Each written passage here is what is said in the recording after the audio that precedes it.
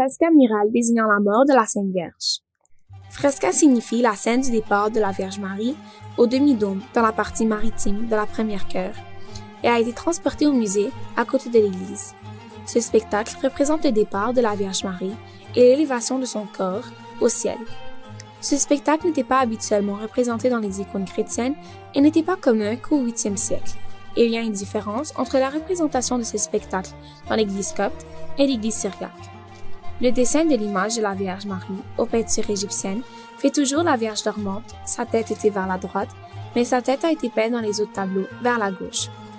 Il y a aussi une différence claire qui est faite entre le pansement, le spectacle de la mort de la Vierge, au monastère syriaque par deux anges qui portent un ventilateur et ce chose distinctif.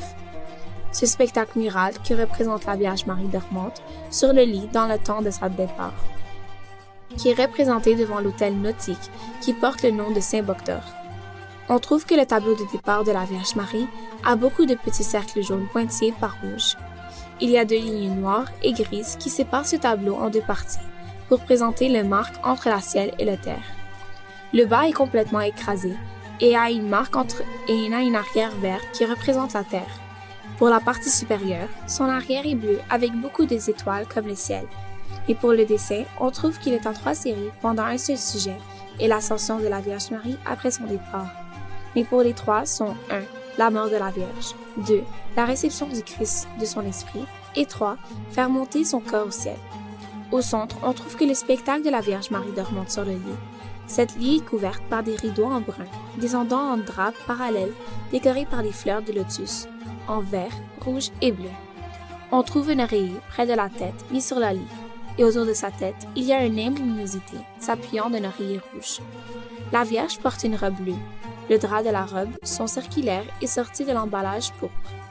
Ses mains sont opposées comme une croix, et derrière le milieu du lit, on trouve le Christ, représenté au complet. Ses cheveux sont divisés au milieu et se terminent par 2 cheveux descendant sur le front comme l'ange dans le tableau de la promesse qui vole en parler. Le Christ a une courte barbe, un simple moustache et sa tête est entourée par une luminosité, prise de la forme de la croix à l'intérieur. Le Christ est vêtu d'une écharpe ou une cape rouge. Au-dessus de la robe, il y a une manche bleue qui est finie par des bracelets décorés et porte entre ses mains l'esprit de la Vierge. Comme un enfant nouveau-né qui est enroulé à l'intérieur d'une robe blanche au-dessus de la tête du Christ, son nom est écrit par la langue syriaque, et le Christ entouré par 2 anges à l'intérieur des 2 médailles. Et dans la main de l'ange, il y a 2 ventilateurs rituels qui est connu sous le nom de chérubim. Les 2 anges se vêtent d'une cape et un manteau rose, et leurs mains il y a un bâton d'or. Dans la partie supérieure du demi-dôme, on trouve les couleurs bleues qui se réfèrent au ciel étoilé, qui apparaissent comme des fleurs. Et à la fin du demi-dôme, et au-dessus, on trouve une grande nimbe à la forme du lotus et aux véhicules célestes qui ont été portés par des angèles. Le visage de toute l'ange est dirigé vers l'extérieur. L'ange droit a une barbe, mais la forme humaine qui existe à l'intérieur du nimbe est la forme du Christ, ascendant au ciel après l'ascension de la Vierge. C'est ce que dit Evelyn White. Mais il y a une autre opinion qui dit que probablement la Vierge ascendante après sa mort est à côté de la Vierge Marie en bas de l'image. On trouve les 2 apôtres égaux des 2 côtés, 6 à droite et 6 à gauche, comme des témoins de la départ de la Vierge et l'ascension de son corps au ciel. Les anges se vêtent des mêmes vêtements d'une cape, un manteau et une sandale et ont les mêmes couleurs chatoyantes. Ils sont en regard de la Vierge Marie et on trouve que Saint Boutros arrête de la Vierge Marie et Saint Jean se penche à ses pieds.